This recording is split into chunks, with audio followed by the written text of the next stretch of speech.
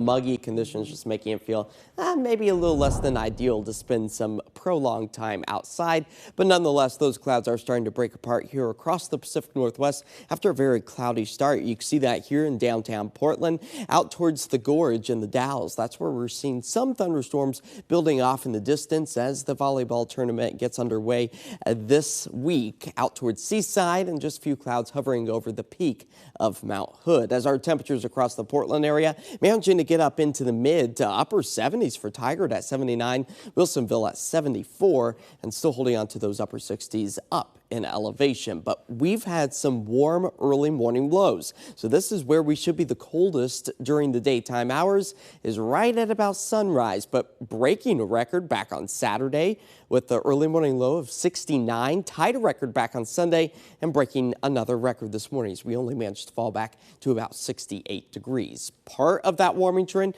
is the sea surface temperatures are also on the warmer side. Normal higher temperatures are expected to continue to work into the middle of the week as the dry clearing skies are working their way back into the Willamette Valley, just the same out towards the coast. But again, you'll notice just a little bit of that wet weather firing up out over the eastern half of our state. A lot of lightning strikes still developing. That poses a bit of a threat for potentially starting and spreading new wildfires, but at least these thunderstorms have a little bit more moisture packed in with them, so that threat is reduced ever so slightly. And that takes us well into this afternoon and evening, expecting to see a lot of those thunderstorms diminish by about sunset as we lose some of that daytime heating. But we clear things out for tomorrow. Drier skies are on the horizon as we move into Tuesday.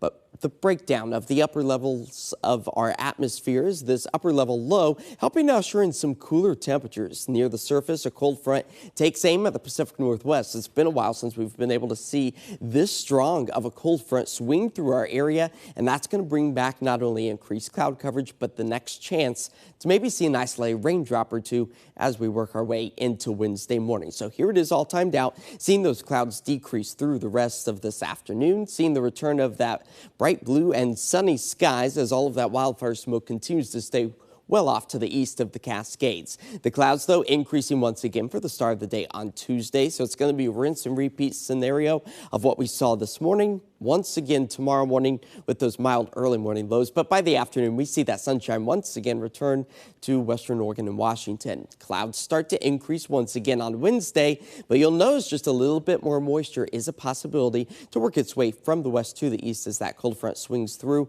Again, this is not going to be a widespread rain event, but nonetheless a chance to see maybe an isolated raindrop or two as some of our forecast models put about 1/100th of an inch into our rain gauge for the I-5 corridor, Vancouver and Salem just the same.